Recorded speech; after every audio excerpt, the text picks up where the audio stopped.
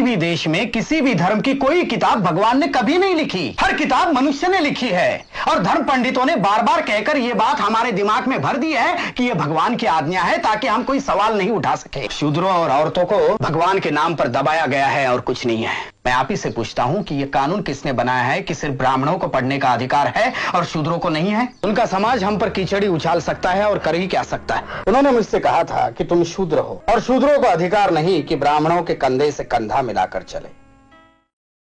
अंग्रेजी हुकूमत और तालीम की वजह से उभरने वाले नए बुर्जुआई तबके में ज्यादातर ऊंची जात के हिंदू ही थे, जिन्होंने दलितों पर, जो ज्यादातर खेतीहर मजदूर थे, अपने अत्याचार जारी रखे। पुराने अंधविश्वास और कुसंस्कार, जिनकी बुराइयां सब जानते थे, जानबूझकर कायम रखे गए। दलितों, हरिजनों और पिछड़ी जातियों में ज्ञान और शिक्षा के फैलाव पर रोक थी। उन्हें गांव और नगर के समाज से परे रखकर उन पर तरह तरह के अत्याचार किए गए। ब्रिटिश राज और पश्चिमी उदार मतों और बुद्धिवादी विचारों के फैलाव ने जाति प्रथा के सामने नए सवाल पैदा कर दिए थे। इसका नतीजा ये हुआ कि सुधार का आंदोलन जोर पकड़ने लगा। इस आंदोलन की नींव डालने वालों में एक थे पूना के ज्योतिराव फुले, जिन्होंने सन 1873 में सत्य शोधक समाज की स्थापना की, जिसका लक्ष्य था मनुष्य मात्र के बड़प्पन को जात पात के बंधन से दूर रखकर प्रतिष्ठा दिलवाना। माली जाति में जन्मे ज्योतिराव फुले ने गैर ब्राह्मणों में शिक्षा के प्रसार की जरूरत महसूस की और सन 1848 में पूना में पिछड़ी जाति वालों के लिए एक पाठशाला खोल दी।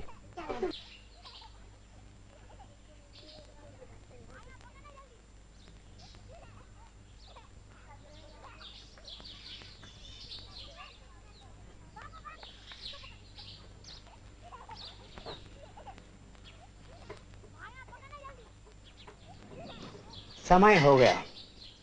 मेरे विचार में अब और कोई नहीं आएगा। दोस्तों, बच्चों, इस पाठशाला का औपचारिक उद्घाटन करने से पहले मैं हम लोगों की तरफ से उन सभी का आभार मानता हूं जिन्होंने हमारे लक्ष्य को पूरा करने की दिशा में हमारी सहायता की है। सबसे पहले मैं श्री भिड़े साहब का आभारी हूं जिन्होंने हमें इस कोठरी में पाठशाला चलाने की अनुमति दी। मैं उन मिशनरी अध्यापकों का भी आभारी हूं जिन्होंने हमें तरह तरह से प्रेरणा दी है। और सबसे अंत में मैं अपने ब्राह्मण मित्रों को धन्यवाद देता हूं जो सनातनी ब्राह्मणों के दबाव में रहते हुए भी हमारे साथ रहे हैं और हमारे उद्देश्य को पूरा करने में मदद दे रहे हैं। अब मैं इस पाठशाला की प्रेरक शक्ति श्री ज्योतिराव फुले से प्रार्थना करता हूँ कि वे पाठशाला का उद्घाटन करें। आज का दिन बहुत भाग्यशाली दिन है। कुछ बरसों पहले मैं अपने एक ब्राह्मण मित्र की शादी की बारात में शामिल हुआ था। मित्र के रिश्तेदारों ने मुझे देखा और चले जाने को कहकर मेरा अपमान किया था। उन्होंने मुझसे कहा था कि तुम शूद्र हो और शूद्रों को अधिकार नहीं कि ब्राह्मणों के कंधे से कंधा मिलाकर चले। उन्होंने मुझसे कहा कि तेरी वजह से तमाम बारात भ्रष्ट हो रही है। उन्होंने और भी बहुत सी बातें मुझसे कही जिन्हें मैं यहाँ दोहराना नहीं चाहता, लेकिन उस रात मेरी आंखों में नींद नहीं उतरी। पूरी रात मेरे मन में तरह तरह के सवाल उठते रहे और उसका कोई जवाब मुझे नहीं मिला।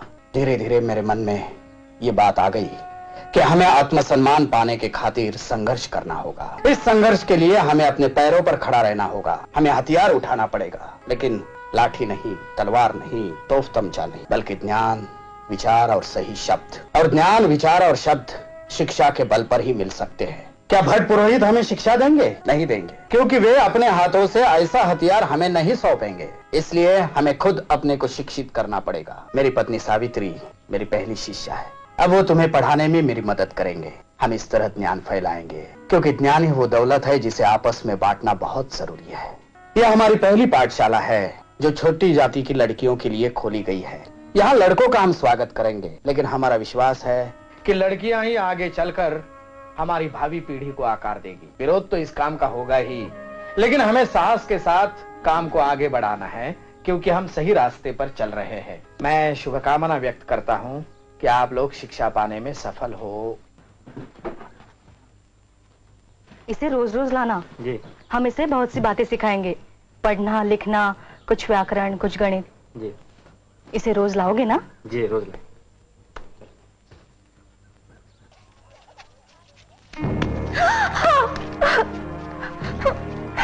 धर्म भ्रष्ट करने वालों का ऐसा ही होता है। तू हिम्मत रखो सावित्री, ये तो शुरुआत है। उनका समाज हम पर कीचड़ी उछाल सकता है और कर ही क्या सकता है। रुका सड़ा हुआ समाज। अपने हाथों पैदा किए दलदल में धंसा हुआ समाज है वो। जब हम कुनबी किसान शिक्षा पालेंगे तो कुल समाज को उलट कर रख देंगे हम, सारी कालीमा धो देंगे हम।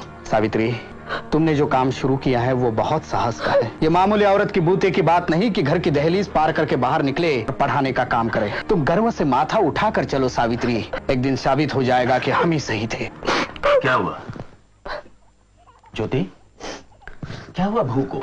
नहीं, कुछ नहीं बाबा। तो फिर रो क्यों रही है? साड़ी पर ये गोबर और कीचड़, क्या बात है? वो पाठशाला से लौट रही थी तब कुछ लड़कों ने उस पर कीचड़ और गोबर फेंका। तो क्या फूल बरसाते? ज्योति, मैंने तुम्हें 20 बार समझाया है कि धर्म कर्म का मामला है, तुम बेकार टांग मत अड़ाओ। शूद्रों को और औरतों को पढ़ने लिखने का अधिकार नहीं है, लेकिन तुम मानते ही नहीं। वो पाठशाला खोलकर तुमने पूना के हर ब्राह्मण को अपना दुश्मन बना लिया है। हर ब्राह्मण नहीं बाबा, कुछ समझदार ब्राह्मण हमारे साथ भी है। तुम्हें पढ़ने के लिए स्कूल भेजा, वही मैंने गलती की। उन पादरी मास्टरों ने तुम्हारा दिमाग खराब करके रख दिया है। उसी वक्त मैं अपने समाज के लोगों की बात मान लेता तो आज ये दिन देखना ना पड़ता। अरे तुम्हें करना हो तो करो, जिद्दी आदमी ठहरे, लेकिन मेरी बहू को उसमें क्यों घसीटते हो? क्योंकि शिक्षा ही इस देश को और हमारे धर्म को बचा सकती है। ये तभी हो सकता है जब हर एक को शिक्षा पाने का मौका मिले। मैं अपने धर्म को भ्रष्ट नहीं कर रहा हूँ बाबा, मैं उसे सुधारना चाहता हूँ। मैं आप ही से पूछता हूँ कि ये कानून किसने बनाया है कि सिर्फ ब्राह्मणों को पढ़ने का अधिकार है और शूद्रों को नहीं है? यह ब्राह्मणों का बनाया हुआ कानून है, नहीं है? ये सब भगवान की आज्ञा है। भगवान को इसमें क्यों घसीटते हैं आप? किसी भी देश में किसी भी धर्म की कोई किताब भगवान ने कभी नहीं लिखी, हर किताब मनुष्य ने लिखी है। और धर्म पंडितों ने बार बार कहकर ये बात हमारे दिमाग में भर दी है कि ये भगवान की आज्ञा है, ताकि हम कोई सवाल नहीं उठा सके। देखो, शूद्रों और औरतों को भगवान के नाम पर दबाया गया है और कुछ नहीं है। देखो ज्योति, मैं तुमसे बहस नहीं करना चाहता। मैं सिर्फ इतना जानता हूं कि हमारे पुरखों ने कुछ नियम बनाए हैं और हमें उनका पालन करना चाहिए, बस। हाँ,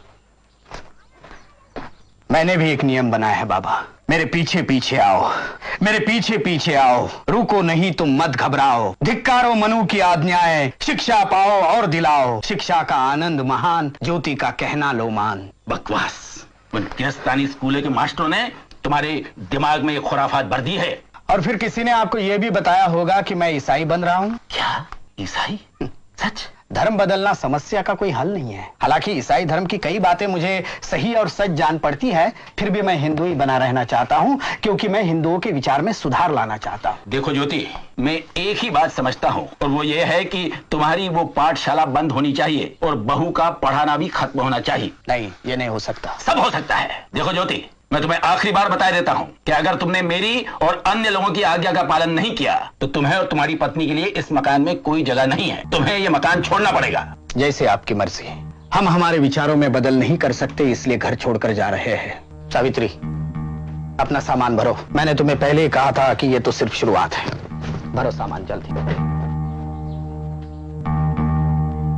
ज्योति, तू पागल हो गया है, निराट पागल।